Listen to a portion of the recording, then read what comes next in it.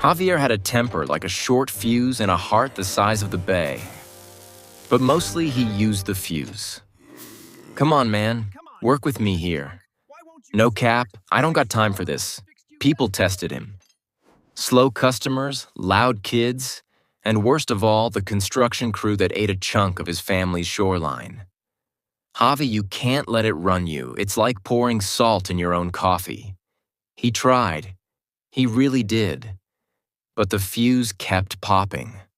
One afternoon, after the construction crew blocked the only access to his family's bench, Javi blew up in front of everyone. The same week, a traveling act rolled into town. Eloise, a retired juggler who looked like she could have taught the moon how to spin. You look like someone who could use a trick or two. Ever tried juggling anger? Juggling? Bruh, I'm fixing cars, not clowns.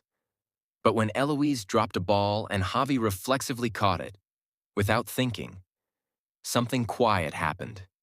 Niece catch. Reaction is fast, kid.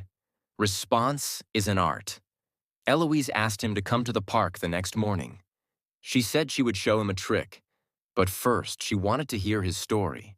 I lost my dad's bench to concrete, and every time I think about it, my blood boils. Pain's different from anger. Pain asks for attention. Anger thinks attention is the whole show. Let's try this. Every time a ball drops, don't snatch it. Let it fall. Watch where it lands. Javi tried. He fumbled. He let things drop. He watched where they landed and realized the world didn't end when he didn't catch everything. Then came the test.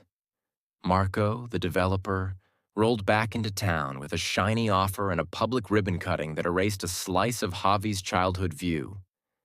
Progress, Javi. You should be grateful. Jobs, dude. Lighten up. The crowd laughed when Javi opened his mouth. And for a hot second, the old fuse blazed. Instead of freaking out, Javi walked onto the stage and did something nobody expected. He asked Marco to join him at the old bench after the ceremony. At the bench, the twist. Marco wasn't just a developer. He was the guy who had paid for his mother's surgery years ago. The reason the family could survive the first winter, I didn't know it was your bench, Javi. I thought I was doing the town a favor. I'm sorry, man. Why didn't you say anything back then? I was scared to admit I could help. I thought money fixed everything. But it didn't fix bridges I burned along the way. The truth landed like a soft ball. Javi listened. The anger didn't vanish. But its roar grew quiet enough for something else to be heard. Humanity. Months later, Javi started a small community project. Not to rebuild the bench exactly, but to build a place where people could talk, swap tools, share meals, and yes, learn to juggle feelings. You kept it real, Javi. No cap. You changed. He didn't become perfect. He still tripped, still snapped sometimes. But now, when the fuse hit, he had the tools to tune it down.